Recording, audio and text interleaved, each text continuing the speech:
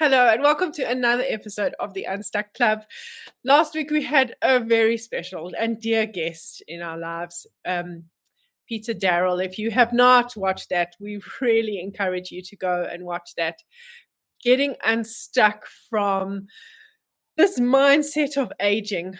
And Peter and Di have known each other for way longer than I've known both of them. And it was so beautiful to hear that interaction. And there was just this moment that I had where Peter said he had gotten to witness you, Di, getting unstuck from grief, which I'm going to ask you to share. And I was like, I was around for that. I was around for that. But we actually haven't paused and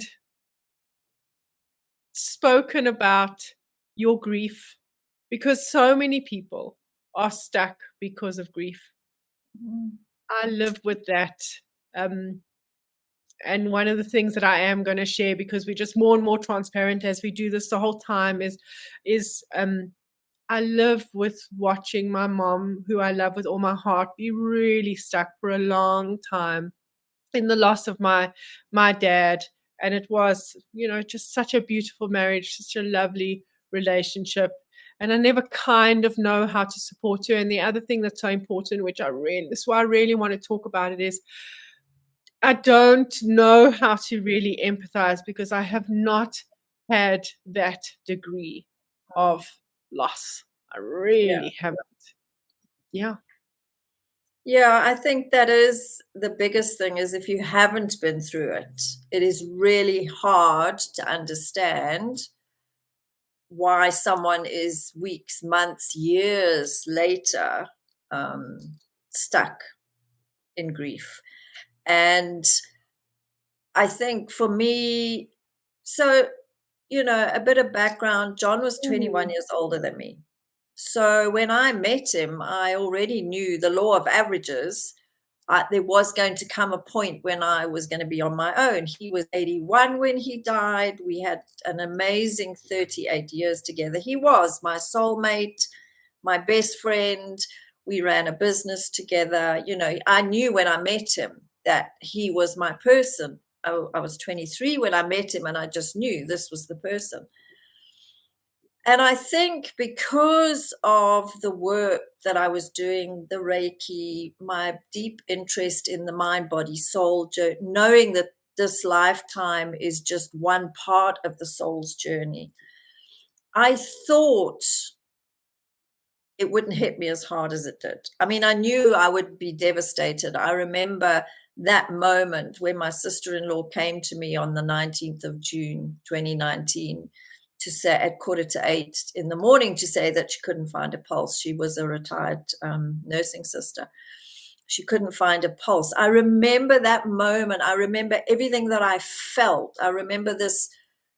It was a cross between a roar and a cry that came out of me. And I think I just collapsed in her arms. It's like that he's gone.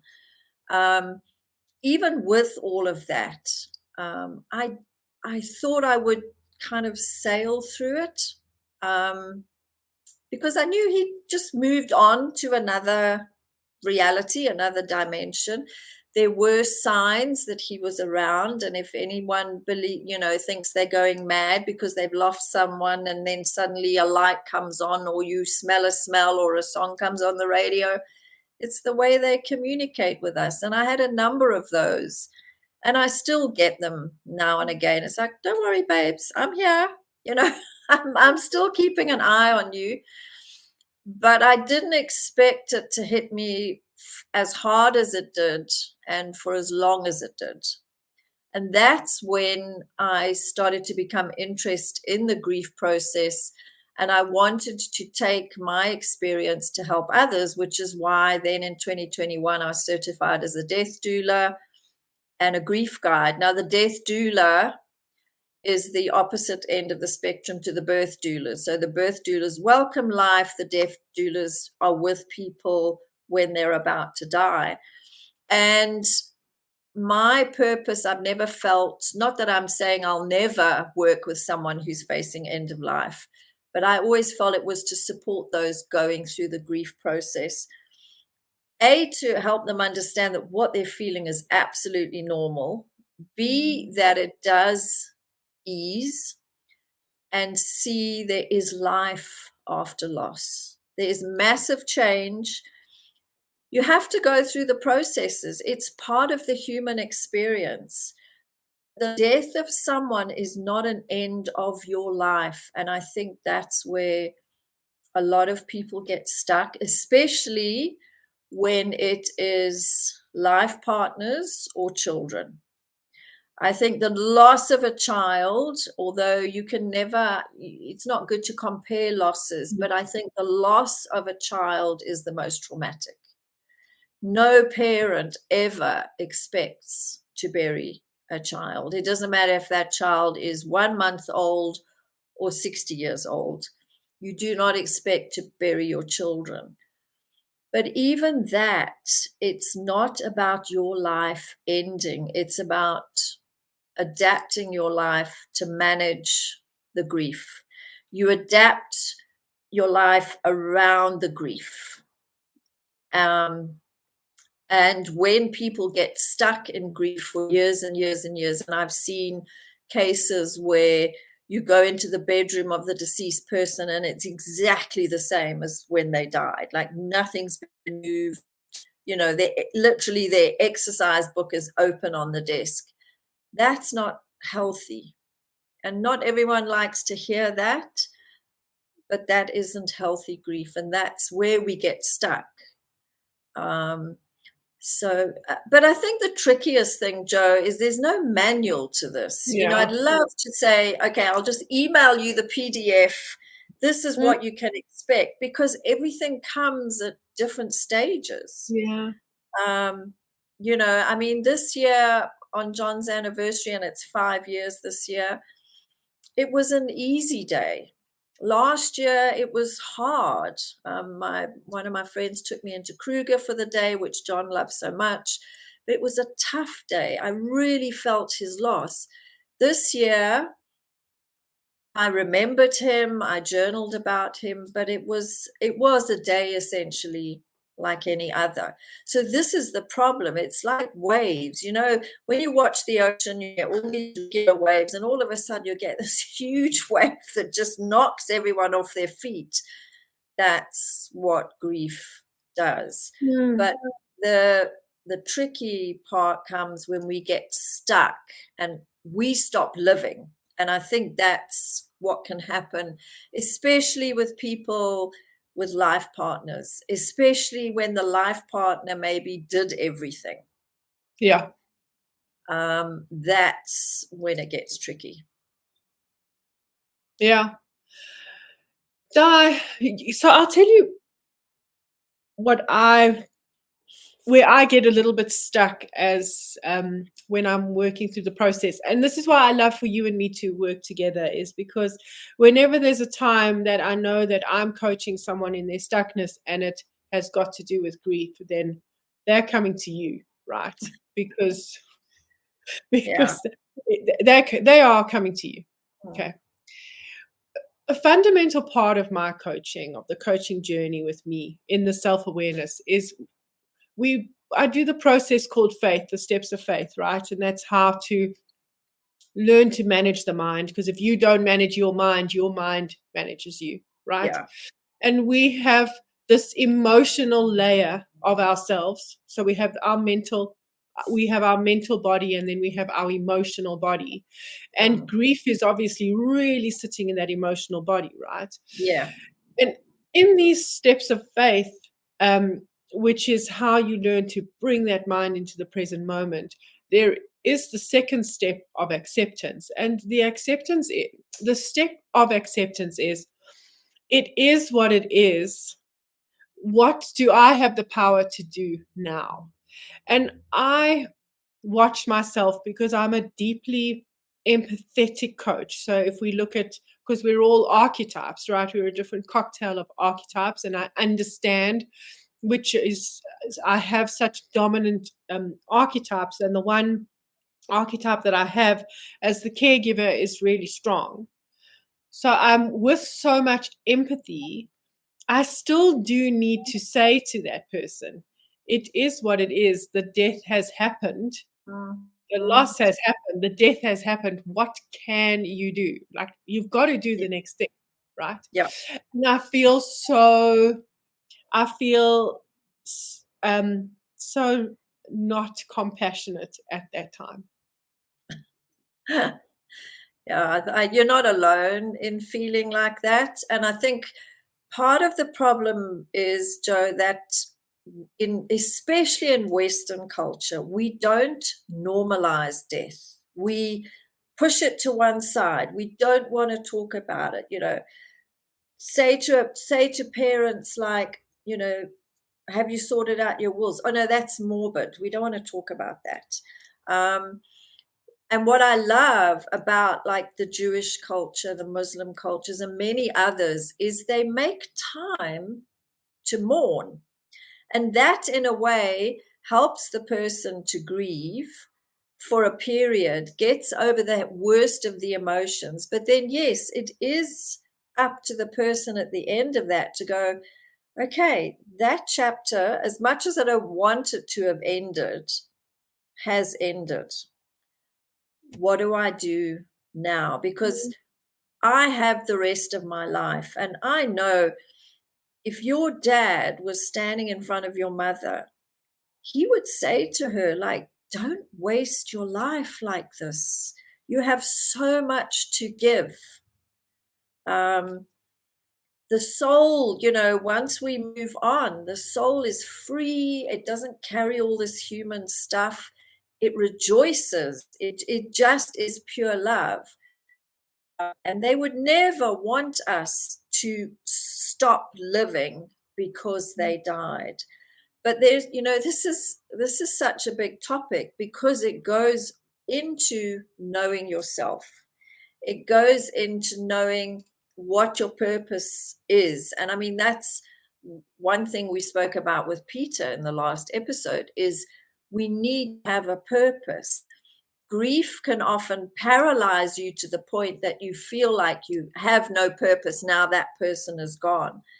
And the challenge comes because people around you for a while are sympathetic. They give you leeway, but after time they're like, okay, well, it's 3 years, like how much more of this are we going to go through? People dissolving into tears every time the person's name is mentioned, just letting days go by, not engaging in anything, not wanting to do anything. The average deep grief is normally, it's not set in stone, but it's normally 2 to 3 years. I know for myself this year, and it's the 5th year, is the first time I've really felt like I've wanted to engage with life. And I'd said to you the other morning when we were chatting, I said, like, I'm actually waking up in the morning feeling joyful.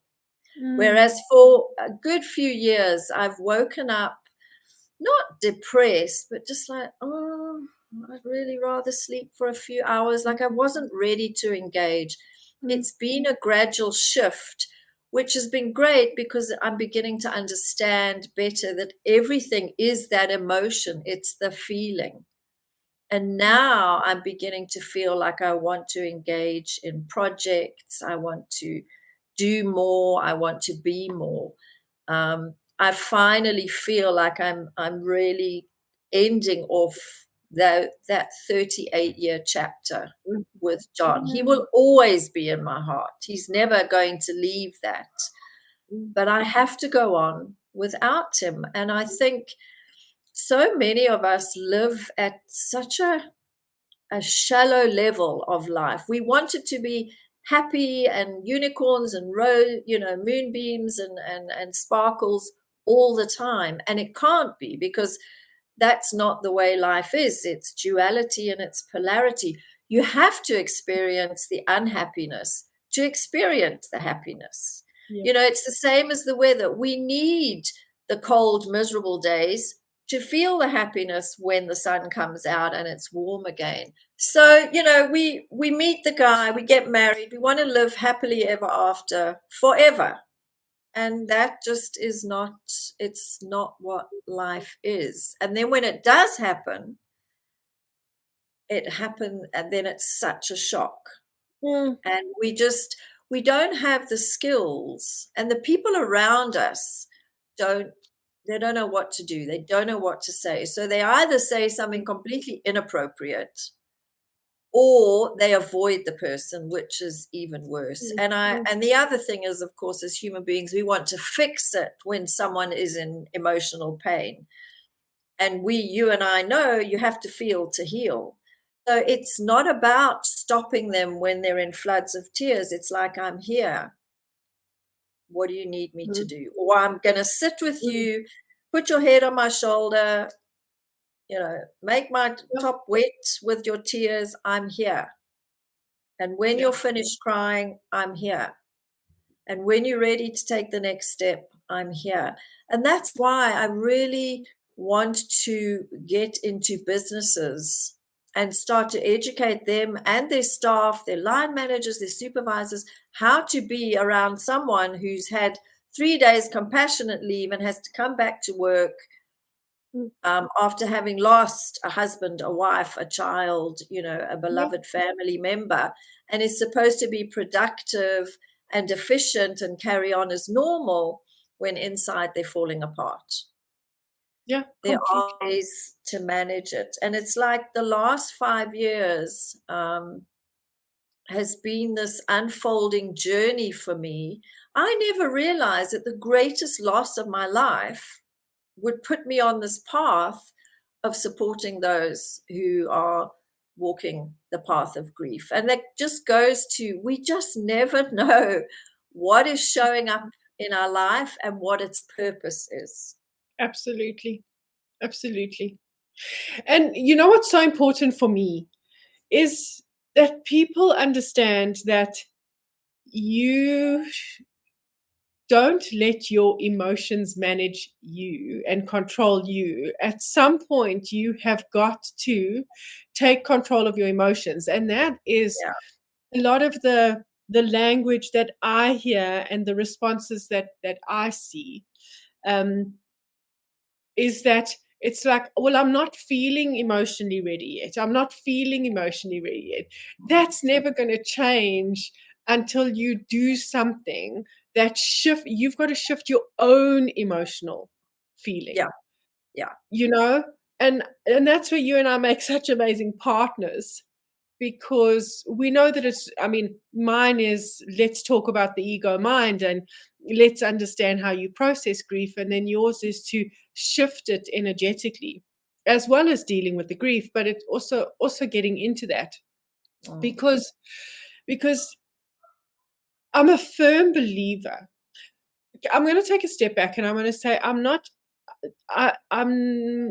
coming from grief of saying I have zero example of what it's like to really experience grief. And I am going to share, and people who are really close to me know this. But when I was younger, when I was in school, I befriended the bully, the real bully. But that bully, I learned in that process that the bully emerges from being bullied. mm, And him and I had such a beautiful friendship, and we stayed friends. We just stayed friends for so many years, and he was murdered, and i oh my and God. I really struggled with that Mm, loss for yeah. so I struggled with that loss for so long. And um my dad also, I mean, my sister and I, there's not a day, well, as a family, there's not a day that we Mm, don't speak about my dad. we mm, we just lost such a big energy, but I just want to stay on Bradley for a moment, on losing Bradley for a moment. Even my friends, like my high school friends, whenever it comes up, they were like, "You and Brad, you and Brad." It was just that bond that we had. And then what I eventually started to do, and I'm just in absolute honesty, is I eventually started to compare every other person who could potentially become my friend or be a partner in any kind of way. The only reason why, well, there were a lot of reasons, but he was really angry at the world all the time, and I'm the complete opposite. So as close as we were, we clashed a lot, right, because of it. It took me so long to eventually go, you are perpetuating this sadness. You are making, he was shot on Friday the 11th and then died. They switched off the machines on Valentine's Day, 11th of February, and they switched off. Valentine's Day for me used to be such. It's like, how can people be happy? Does the whole world not know that this was the day that I lost this great person? And eventually I had to literally, like, you know, Di, you got that thing where you turn it and it makes that clicking sound and eventually it builds momentum, right? Yeah. I actually, like, I remember having to, like, just move the emotion. Yeah. And, you know, at some point, like for you, when you're helping someone, do you get to that point where you go, you really now need to be doing something different? There is okay.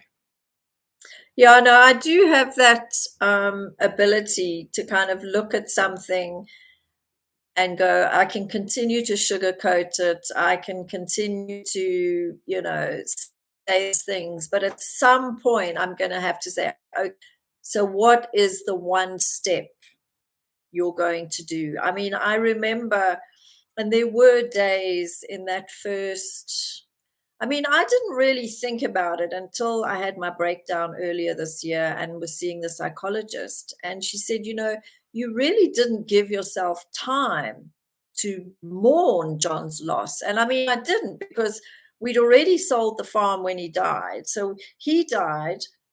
We hadn't even started the packing. So he died, had the funeral, was busy packing up, and then moved on my own. Two of the things are like highest on the stress scale. And I was I'll just breeze through it in my usual fashion, because I'm the strong one, I'm the resilient one. And I bought into that story. People would, because I live in a small town, when I went to the shops, people would stop me and go, oh, you're so strong and you've been so amazing through this. And I bought into that, and it really cost me. I didn't anticipate that grief, which I wasn't acknowledging in my emotional body, was doing way more damage than I even realized. And it's only now, when I wake up with these feelings, that I realized for so long I was on autopilot. I was doing a lot of things. And that was the other thing, the mistake that I made was, I'm on my own. I can just go out there. John died in the June. In the September, I registered my business. Then I was doing this. I got involved in things I should never have got involved in. In fact, I've gone back to the people, some of them, and gone, I'm so sorry. I did not have the capacity for this. Even my conscious conversations, which we did that year, I had such a big vision for that, but I didn't have the capacity for the vision. I'm coping with the loss of, he was the love of my life, and I just didn't give it the time. And I think if I wasn't the person I was, I might be one of those who is just stuck in being John's widow and just existing. But that's not who I am. And I always knew that it was just this inner knowing that I would have a life after John, and it would be the big life that I had always dreamed of. So it goes so much back, Jo, to self-awareness. It really goes back to understanding how these things show up in your body. And yes, it's absolutely, there came to a point when I literally just went, Di, excuse my French, get the fuck up, put makeup on, and go out. And that was the biggest mistake when I had my breakdown. When I was heading for the breakdown, I was isolating myself more and more and more. Don't want to go out. not really engaging, procrastinating. My desk looked so bad. It was just piled up. And I've realized now and I think the joy of our friendship is you and I can get on the phone and go like, I'm having a major wobble. And just having someone there to receive it. It's not about fixing it for someone else. That's not our job. It's to witness and receive it. And it's the same with grief. When someone knows, they can send a WhatsApp or a voice note or a phone call and go, I really just need to tell someone how I'm feeling. Just that. Mm. You and the person on the other end, instead of going, oh my God, I don't know what to say. I don't know how to fix this. It's not your job to fix it. Just go, I'm so sorry you're going through this. I know it is the hardest thing. If you haven't, I've never had children. I will never understand that bond between a parent and a child, and I'm never going to judge it. I'll just go, I have no idea what you're going through, but I'm holding you in my heart. Let me know, if you want to meet or if whatever you need, I'm here. Sometimes that's all people need to hear.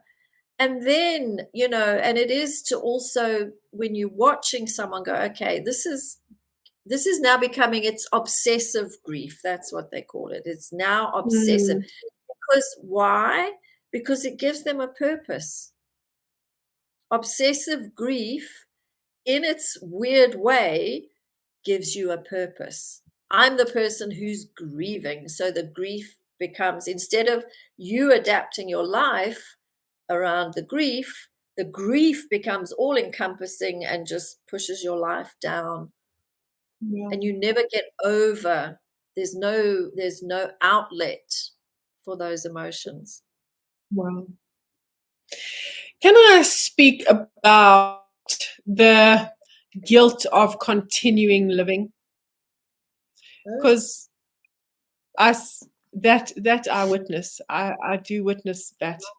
Um, you know, here I am. How can I live happy? How can I be happy after Yeah, this loss? yeah. And it's survivor's guilt. It's the same as someone who, there's a plane crash and one person survives, and they go, "Why me?" And again, it goes back to, okay, why am I feeling guilty?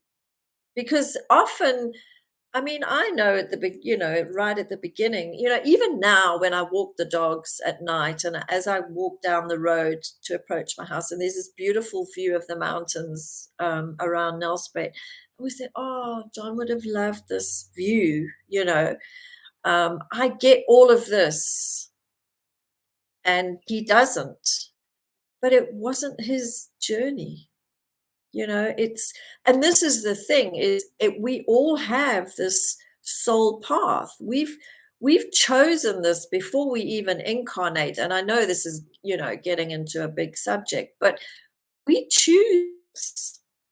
And it goes back to making the most of the life with that person while you have them.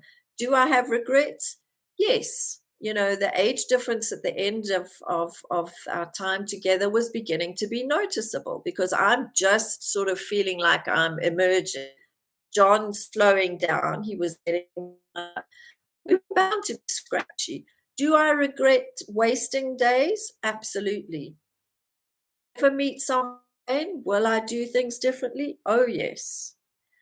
But it goes back to reminding yourself that we only have this moment. And the guilt, again, is a normal emotion. But when I feel like that, I just go back to, if John was here, what would he be saying to me? And when I was having my breakdown, I was having a sleep one Saturday afternoon, and I had this really vivid. It's a dream, but I think it was more than a dream. And I was lying there, and I dreamt that John was lying on the bed with me. At one point, I really felt his presence behind me and like his arm over me as we used to sleep. And then he was on the bed with me, but his head was at the end of the bed. resting. And he was lying there, had his legs crossed. It was so clear. And he was looking at me and he went, "Babes, what the fuck are you doing?" And it was like, that's what he was like, "What are you doing, woman? Like, pull yourself Yeah. together."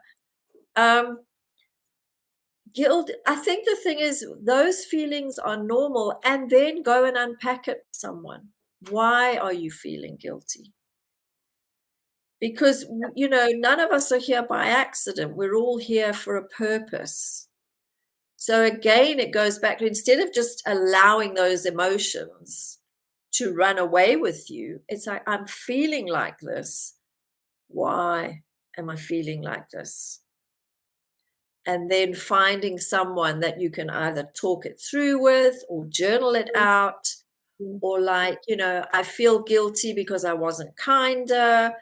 I feel guilty, regrets over wasted time. We spent so much time. I think people who've been married for a very long time, I'm talking, people who are together in their 70s and 80s, and the one partner dies. I think they've had so many comfortable rituals and routines. And I think there is often that regret when the person goes, like, "Oh, I'm really sad. We didn't do more things together." And so, like, go out and do it now with your partner. And just to end off, my late sister-in-law, had a friend, and her parents, their whole life they had saved, and when he retired, they were going on like this year-long travel around the world. 5 weeks he retired, I think he was painting the house, and he dropped dead of a heart attack. It froze literally as you said that. Just repeat that. Repeat what? Which bit? Your sister-in-law he retired. Just repeat. Okay. So yeah, he'd retired, and 5 weeks later he was busy painting the house and dropped dead of a heart attack.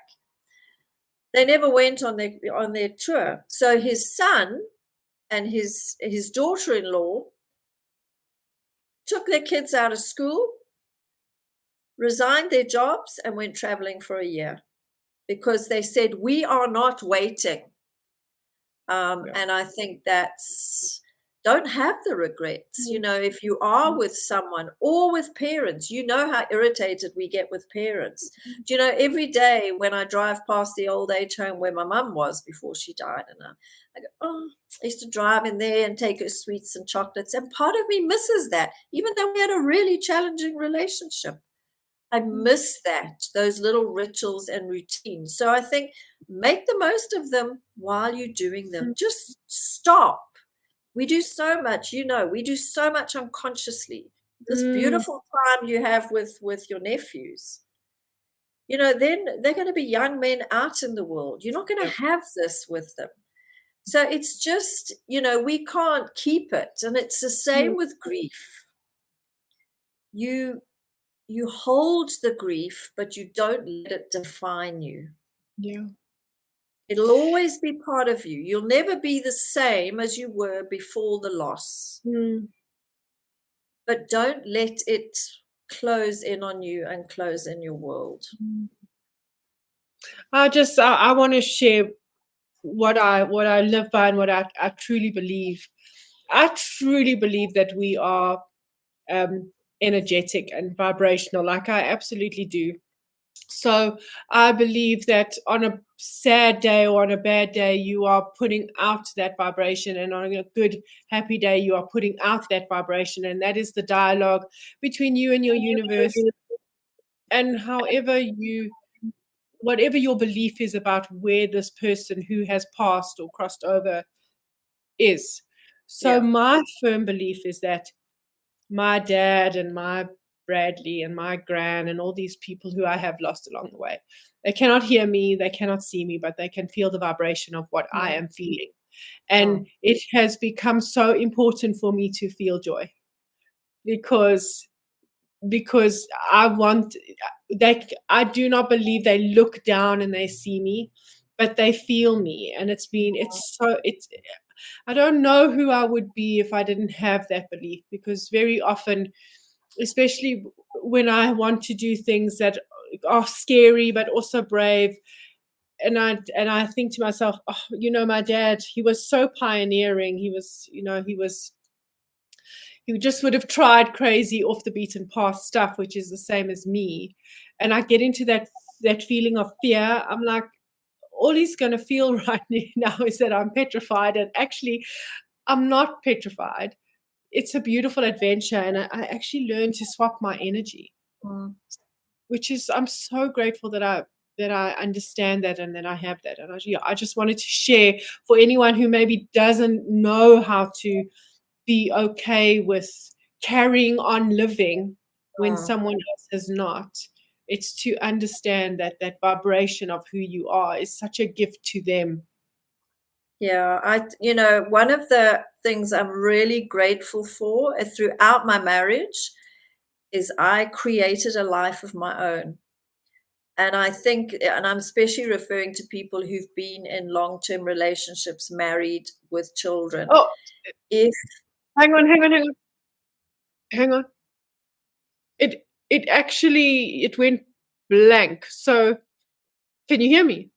Yeah, I can hear you. What did it? Is it Literally in my marriage. So just start again from I am grateful that okay? in my marriage. Say that again. I'm really grateful that in my marriage, I created my own life outside of the marriage. Because I think, and I'm talking specifically to people in marriages with children, when you make that everything and then it's taken away from you, it's really hard to create your own life. So, it's just don't make the other person your everything, because that's often when you find people getting stuck in grief, because that, and the thought of just creating a whole new life is just so overwhelming and exhausting, which is where I come in, because I can help you negotiate That's that. exactly what I was going to say. We were going to end it the same way. I was going to go, Yes. that's where we come in. Yeah.